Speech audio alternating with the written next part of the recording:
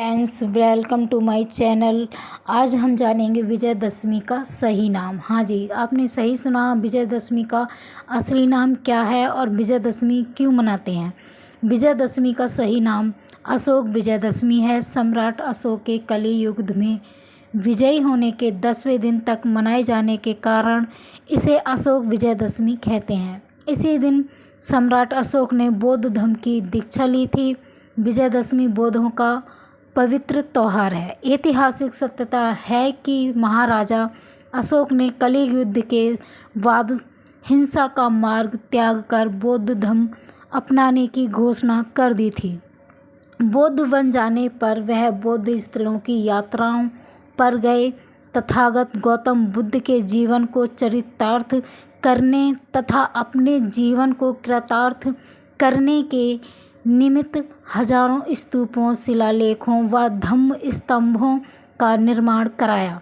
सम्राट अशोक ने इस धार्मिक परिवर्तन से खुश होकर देश की जनता ने उस सभी स्मारकों को सजाया संवारा तथा उस पर दीपोत्सव किया। ये आयोजन हर्षोल्लास के साथ 10 दिनों तक चलता रहा। 10वें दिन महाराजा ने राज परिवार के साथ पूज्य भंते मोगी लिप्स तिस्से से धम्म दीक्षा ग्रहण की। धम्म दीक्षा के उपरांत महाराजा ने प्रतिज्ञा की कि आज के बाद मैं शास्त्रों से नहीं बल्कि शांति और अहिंसा से प्राणी मात्र के दिलों पर विजय प्राप्त करूंगा। इसीलिए संपूर्ण बौद्ध जगत इसे अशोक विजयदशमी के रूप में मनाता है। लेकिन ब्राह्मणों ने इसे काल्पनिक राम और रावण की विजय बताकर हमारे इस महत्वपूर्ण त्यौहार पर कब्जा कर लिया है।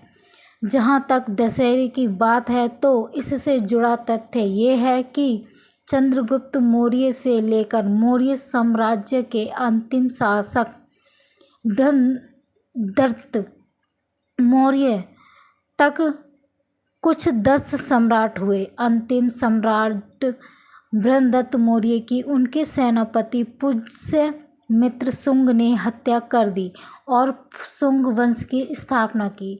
पुष्यमित्र शुंग ब्राह्मण था। इस समाज ने इस दिन बहुत बड़ा उत्सव मनाया।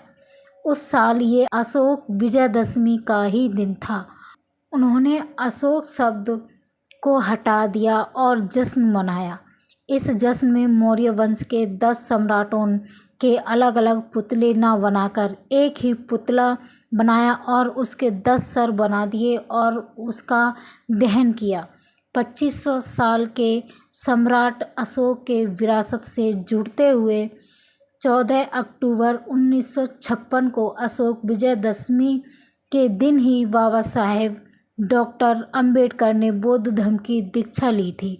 सभी मित्रों को अशोक विजयदशमी की बहुत बहुत बधाई हो। धन्यवाद। नमो बुद्धाय। जय भीम।